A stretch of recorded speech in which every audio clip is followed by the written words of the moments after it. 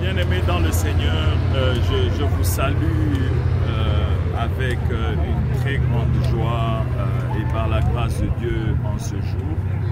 Nous sommes en ce lieu au pied de la Statue de la Liberté à New York, sur cette île magnifique, là où ils ont construit ce gigantesque monument, symbole de la liberté des États-Unis, la liberté qui diffuse dans le monde. Et quand vous regardez bien au-dessus de la statue, il y a comme un truc en bronze. En fait, c'est une lumière. C'est là où ils diffusent une lumière, une forte lumière. Et ils disent que c'est la lumière qui est diffusée, la liberté. Mais aujourd'hui, je voudrais vous parler de la véritable liberté. La véritable liberté qui ne s'obtient qu'en Christ Jésus. La véritable liberté qui ne s'obtient pas au travers de la statue de la liberté, qu'on peut toucher, on peut escalader, comme vous voyez des gens au-dessus là-bas, mais la véritable liberté ne s'obtient qu'en Christ. Cette liberté qu'on ne peut rencontrer qu'au travers de la croix et du sang de Jésus-Christ. Les Saintes Écritures déclarent que si le Fils vous affranchit, vous serez réellement libre. Les Saintes Écritures déclarent encore que c'est pour la liberté que Christ nous a affranchis. Ça, c'est vrai. C'est vraiment pour la liberté que nous avons été affranchis. Quand on rencontre la croix, quand on rencontre le sang de Christ, on est affranchi, complètement affranchi. Et on est dans la liberté, la véritable liberté qui conduit au ciel, pas la liberté qui conduit dans les feux de l'enfer. Aujourd'hui, au nom de cette liberté, le monde est en train de cautionner à une vitesse vertigineuse l'homosexualité, le lesbianisme, la bestialité et toutes sortes d'abominations. Le monde est en train de se pervertir à une vitesse vertigineuse. Aujourd'hui, c'est pire que l'époque de Sodome et Gomorrhe, alors qu'à l'époque, Dieu avait détruit.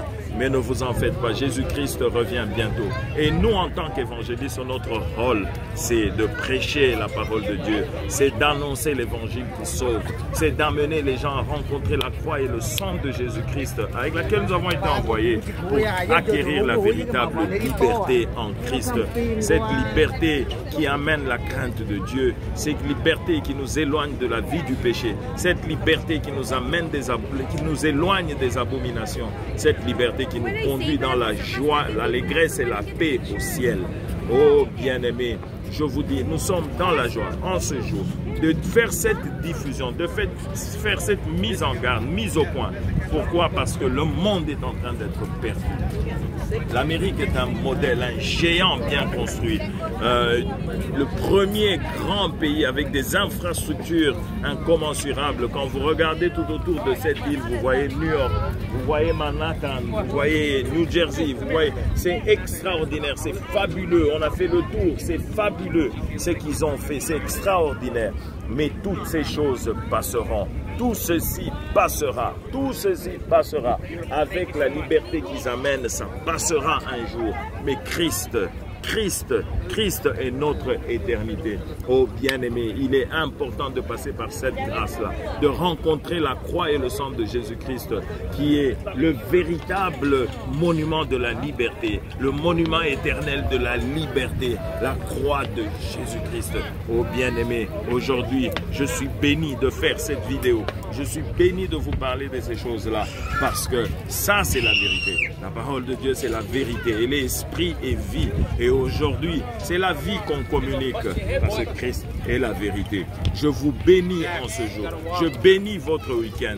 Je bénis la semaine qui va commencer. Que le Seigneur vous ouvre les écluses des cieux. Que le Seigneur guérisse par ses meurtrissures ceux qui sont malades. Que le Seigneur délivre les captifs. Que le Seigneur guérisse les cœurs brisés. Que le Seigneur t'amène la paix et la véritable liberté au travers de sa croix et au travers de son sang. Non au travers d'un monument pareil. Œuvre des mains d'hommes, quelle que soit la manière dont il est gigantesque, mais œuvre des mains d'hommes et symbolisant tout ce qu'il y a de plus méchant, de plus mauvais, de plus odieux derrière ça. Que Dieu vous bénisse au nom puissant et glorieux de Jésus-Christ. Amen.